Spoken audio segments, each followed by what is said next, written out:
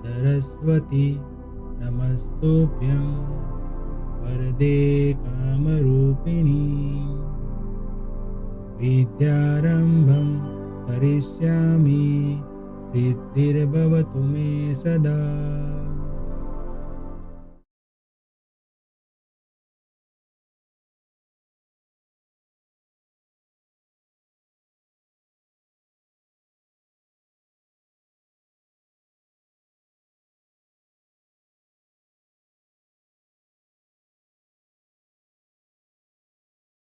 Hello everyone, welcome to मंत्र e learning. Friends, हमारा chapter number 4 है टाइप्स ऑफ बजट। इसमें हमने 2 लेक्चर में पढ़ा किस टाइप के बजट हमें बनाने होते हैं और अलग अलग टाइप्स के बजट के हिसाब से हम किस तरीके से मैनेजरियल डिसीजन ले सकते हैं, वो भी हमने आगे देखा। आज एक और प्रैक्टिकल क्वेश्चन करेंगे, उसमें हम देखेंगे किस टाइप से अलग अलग प्रोडक्ट और अलग अलग रॉ मटेरियल दिए होते हैं, तो फिर उसका हम कैसे बजट प्रिपेयर कर सकते हैं। तो आइए स्टार्ट करते हैं आज के क्वेश्चन से। हम क्वेश्चन नंबर 6 है। सबसे पहले तो जो हमें यहाँ पे डिटेल दी है वो हम समझ लेते हैं, क्या हमें यहाँ पे डिटेल प्रोवाइड की हुई है वो देखिए। A company wants to prepare its material requirement budget, मतलब यहाँ पे कौन सा बजट बनाना है, पहले तो material requirement budget on the basis of its production budget, मतलब प्रोडक्शन बजट के बेसिस पे ही बनता है और प्रोडक्शन बजट के बेसिस पे हमें मटेरियल रिक्वायरमेंट बजट बनाना है। There are 4 department. अब ये नया पॉइंट यहाँ पे देखो, 4 डिपार्टमेंट इन द कंपनी। यहाँ पे 4 डिपार्टमेंट अलग अलग कंपनी के पास है। And the detail of consumption of raw material in each department are as follow. अब रॉ मटेरियल का कंजप्शन जो होता है वो किस तरह से होता है वो हमें यहाँ पे डिटेल दिया है। जैसे raw material X and Y जो है वो डिपार्टमेंट 1 में यूज हो रहा है। अब 4 डिपार्टमेंट है और 4 डिपार्टमेंट के अंदर भी कौन से डिपार्टमेंट में कौन सा मटेरियल यूज होता है वो हमें दिया है, मतलब मटेरियल भी अलग अलग टाइप्स के हैं। तो एक्स एंड वाई मटेरियल जो है वो डिपार्टमेंट 1 में यूज हो रहा है। एम एंड एन जो है वो डिपार्टमेंट 2 में हो रहा है। ए डिपार्टमेंट 3 और बी डिपार्टमेंट 4। मतलब यहाँ पे कितने टाइप के रॉ मटेरियल हो गए? रॉ मटेरियल हो गए X, Y, M, N, A and B, मतलब 6 टाइप के मटेरियल हो गए। और डिपार्टमेंट कितने हैं? 4। फर्स्ट डिपार्टमेंट में 2 टाइप के मटेरियल है, एक्स एंड वाई। सेकंड यानी कि डिपार्टमेंट 2 के अंदर एम एंड एंड और ए 3 और बी 4, इस टाइप से मटेरियल और डिपार्टमेंट का डिवाइडेशन यहाँ पे किया हुआ है। The consumption of each types of material as follow.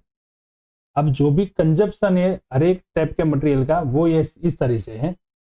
Number 1, 2 unit of Y and 3 unit of A and B each are used in product O. जब हम प्रोडक्ट ए बनाते हैं तो उसमें y का 2 यूनिट, a एंड b का 3 unit use होता है।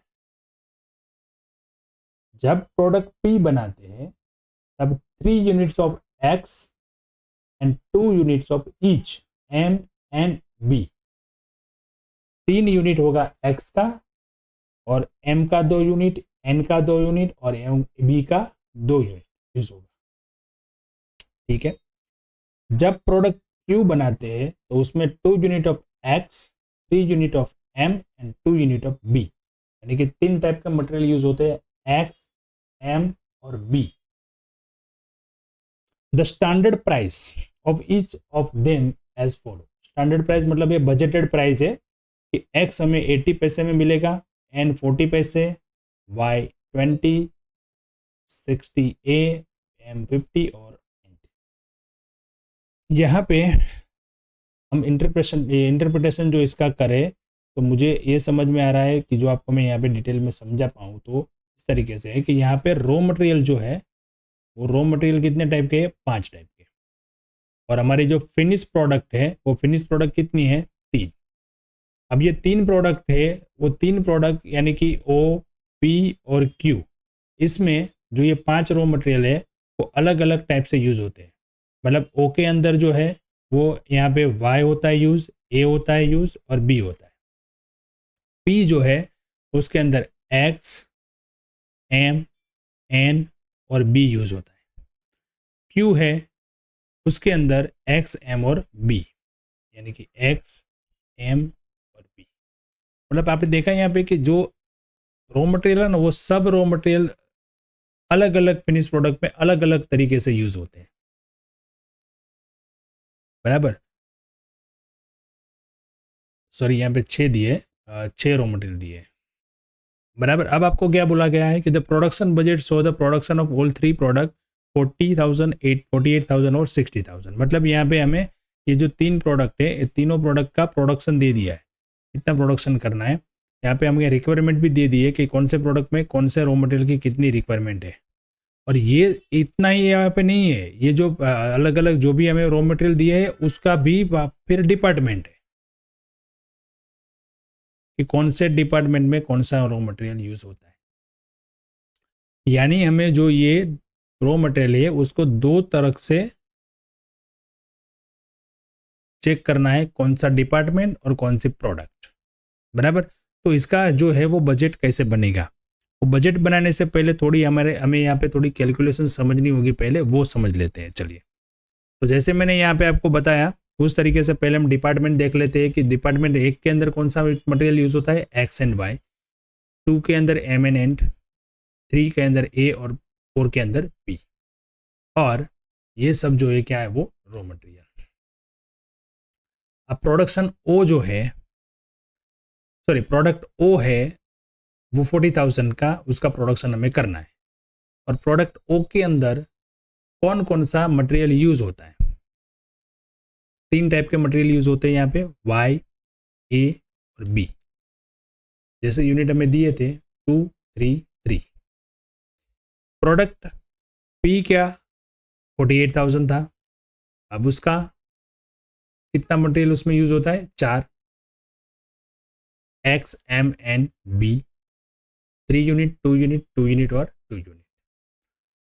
प्रोडक्ट क्यू है उसका 60,000 प्रोडक्शन करना है और उसके अंदर भी 3 प्रोडक्ट यूज होती है, सॉरी 3 रॉ मटेरियल यूज होते हैं, एक्स, एम, बी, 2, 3 एंड 2। ये पहले समझ में आया आपको कि जो हमें डिटेल दी थी मैंने पहले आपको ब्रीफ में समझाया, अभी यहाँ पे पूरा स्ट्रक्चर बना के समझे कि इस टाइप का हमारे यहाँ पे कोई डिटेल हमें दिया हुआ है। 4 डिपार्टमेंट है, 6 रॉ मटेरियल है, 3 फिनिश प्रोडक्ट है और तीनों प्रोडक्ट के अंदर अलग अलग टाइप के रॉ मटेरियल यूज हो रहे हैं। अब इसका जो हम बजट बनाएंगे, मटेरियल रिक्वायरमेंट बजट, तो पहले तो ये देखना है कि कौन सा रॉ मटेरियल कितनी रिक्वायरमेंट है।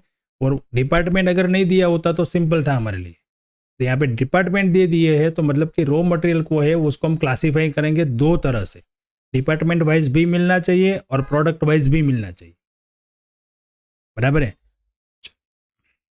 तो आगे देखते हैं इसके अंदर हम किस तरह से फॉर्मेट बनाएंगे। तो मैं फॉर्मेट यहाँ पे आपको समझा रहा हूँ, इस तरीके से हम फॉर्मेट बना सकते हैं। देखिए, रॉ मटेरियल का हमें बजट तैयार करना है तो मैं रॉ मटेरियल यहाँ पे इस तरीके से रखेंगे। अब प्रोडक्ट जो है वो प्रोडक्ट हमारी 3 है, डिपार्टमेंट भी है तो डिपार्टमेंट को मैं यहाँ पे इस तरीके से एक कॉलम के हिसाब से यहाँ पे मेंशन कर दिया मैंने कि ये डिपार्टमेंट किस तरह से यहाँ पे हमें मिलेगा। मतलब 1, 2, 3, 4 4 डिपार्टमेंट तो यहाँ पे मैं लिख लूँगा, बराबर। तो इस तरीके से हमें बजट किस फॉर्मेट में बनाना है वो फॉर्मेट पे हमें डिसाइड करना है एज पर गिवन इन्फॉर्मेशन। तो मैं यहाँ पे बेस ये लेता हूँ कि समझो कि रॉ मटेरियल का रिक्वायरमेंट का बजट मुझे बनाना है तो रॉ मटेरियल तो यहाँ पे रहेगा। अब रॉ मटेरियल को 2 हिसाब से करना है मुझे, प्रोडक्ट हो तो प्रोडक्ट तो यहाँ आएगी, अब उसके साथ मुझे डिपार्टमेंट भी दिखाना है तो डिपार्टमेंट में यहाँ पे बता दूंगा, बराबर। देखो प्रोडक्ट ओ था उसमें 40,000 था, 1 डिपार्टमेंट यानी कि डिपार्टमेंट नंबर 1। अब डिपार्टमेंट नंबर 1 जो है, अब देखो मैं कैलकुलेशन कैसे करता हूँ वो समझिए। अब यहाँ पे वाई जो है वो कौन से डिपार्टमेंट का है, 1st नंबर का। ए जो है वो कौन से डिपार्टमेंट का है, 3rd नंबर का। बी है वो 4th नंबर का। मतलब यहाँ पे डिपार्टमेंट नंबर 2 से कुछ नहीं आता है। तो मैं पहले देखूंगा कि डिपार्टमेंट 1 से कौन सा मटेरियल मेरी प्रोडक्ट में यूज होने वाला है। तो डिपार्टमेंट 1 लिखा, उसमें लिखा वाई। अब एक यूनिट में 2 यूनिट की रिक्वायरमेंट है, तो कितने यूनिट है 40,000, तो मैं यहाँ वाई के कॉलम में लिख दूंगा 40, यानी कि 40 इंटू 2 यानी कि 80,000। अब डिपार्टमेंट नंबर 2 आएगा एम एन एंड, देख लूंगा यहाँ पे एम एन एंड है नहीं तो डैश। डिपार्टमेंट नंबर 3 ए आता है, ए का अंदर 3 यूनिट है तो 3 से मल्टीप्लाई कर लूंगा 120। डिपार्टमेंट नंबर 4 उसमें बी आता है तो 20 है, यहाँ पे उनकी क्वांटिटी देख लेंगे और वहाँ पे सीधा लिख लेंगे, तो हम आराम से फॉर्मेट बना सकते हैं। देखो यहाँ पे मैंने फर्स्ट डिपार्टमेंट लिया, फर्स्ट डिपार्टमेंट में कौन सा मटेरियल है वाई, वाई का आ गया 80,000। अब नंबर 3 आ गया सीधा, 2 में है नहीं तो लिखा ही नहीं है। फोर्थ कुछ नहीं, यहाँ पे सीधा बी प्रोडक्ट आ जाएगी 120, और प्रोडक्ट पी के अंदर भी इसी तरीके से लिखेंगे। ए फर्स्ट नंबर था, फर्स्ट नंबर के डिपार्टमेंट में एक्स और वाई दोनों है, तो यहाँ पे एक्स है वाई नहीं है, तो एक्स का आ गया कंजप्शन। डिपार्टमेंट नंबर 2 में एम एन एन दोनों है, तो मैंने यहाँ पे दोनों का यूज हो रहा है तो दोनों का यूज लिख लिया 96 96। यहाँ पे हमने पहले बाइफर्केशन किया था, यहाँ पे देखो एम एन एन और वो डिपार्टमेंट 2 की आइटम है, तो डिपार्टमेंट 2 के साथ सामने ये दोनों का लिख लेंगे, और बी बी यानी कि डिपार्टमेंट नंबर सीधा 4। तो अगर आप 3 लिख के डैश करो या फिर सीधा 4 लिख दो, इसमें कोई दिक्कत नहीं है। प्रोडक्ट क्यू के हिसाब से सेम इसी तरीके से फर्स्ट यूनिट डिपार्टमेंट में एक्स का आइटम आएगा, सेकंड में एम और फोर्थ में आएगा 120 यानी कि प्रोडक्ट मटेरियल बी। चलिए अब कंजप्शन कितना मिल गया हमें, एक्स का मिल गया 2,64,000, वाई का 80,000, एम का 276, एन का 96, ए का 120 और बी का 336। मल्टीप्लाई कर देंगे इसको प्राइस से, तो ये आ गया हमारा रिक्वायरमेंट बजट। अरे डिपार्टमेंट का जो टॉपिक है वो टॉपिक आपको ध्यान से इसमें समझना है। ठीक है, चलिए एक और क्वेश्चन देखते हैं। क्वेश्चन इसके बाद का जो है क्वेश्चन नंबर हमारा 7। On the basis of raw material budget prepared the previous example number 2, the company wants to prepare its purchase budget for the year 13 for the following estimate are given for the opening stock and raw material and closing stock and raw material stock requirement at the end of the year, यानी कि closing stock. मतलब यहाँ पे हमें example number 2 यानी कि जो पहले हमने जो एग्जाम्पल किया उसी की बात कर रहे हैं, उसकी हमें यहाँ पे मटेरियल बजट जो है वो प्रिपेयर किया, बराबर। On the basis of raw material budget requirement हमने प्रिपेयर किया, उस हिसाब से हमें यहाँ पे परचेस बजट प्रिपेयर करना है। परचेस बजट के लिए हमें ओपनिंग और क्लोजिंग स्टॉक यहाँ पे रॉ मटेरियल का दे दिया है, वो तो सिंपल सा बजट है, पर यहाँ पे हम तैयार कर लेते हैं उसको, रॉ मटेरियल परचेस बजट। अब यहाँ पे डिपार्टमेंट मेंशन करना जरूरी नहीं है, डिपार्टमेंट वहाँ पे खाली जरूरी था हमें प्रोडक्शन कितना, सॉरी रिक्वायरमेंट कितनी कौन से डिपार्टमेंट में है वो भी हम फाइंड कर सके इसलिए। तो कंजप्शन क्वांटिटी हमें जो पहले के क्वेश्चन में मिला है वो लिख लेंगे, यहाँ पे सीधा क्वांटिटी आ गया 264, 80, 276, 96, 120, 336। क्लोजिंग स्टॉक इसमें प्लस कर दिया, ओपनिंग स्टॉक माइनस कर दिया, तो परचेस बजट मिल गया। प्राइस से मल्टीप्लाई कर लिया, उसका परचेस वैल्यू भी मिल गया। टोटल परचेस यानी कि सारी जो प्रोडक्ट है उसकी टोटल परचेस 7,99,100। तो यहाँ पे देखिए हमने 2 टाइप के बजट देखे, खास यहाँ पे इंपॉर्टेंट टॉपिक था कि रॉ मटेरियल अलग अलग टाइप के थे, अलग अलग डिपार्टमेंट था। तो जो पहला क्वेश्चन हमने किया उसमें हमने किस तरीके से उसको क्लासीफाई किया, वो एक यहाँ पे ज़्यादा इंपॉर्टेंट था, वो आपको समझना है। चलिए मिलते हैं नेक्स्ट लेक्चर में नए क्वेश्चन के साथ। तब तक आपको इस टाइप के जो क्वेश्चन है बुक में उसकी प्रैक्टिस करनी है, और कोई भी क्वेरी हो आप मुझे कमेंट कर सकते हैं। मेरा व्हाट्सएप नंबर भी यहाँ पे है, आप डायरेक्ट मुझे व्हाट्सएप थ्रू भी कनेक्ट कर सकते हैं। ठीक है, चलिए मिलते हैं नेक्स्ट लेक्चर में नए क्वेश्चन के साथ। Thank you, have a good day.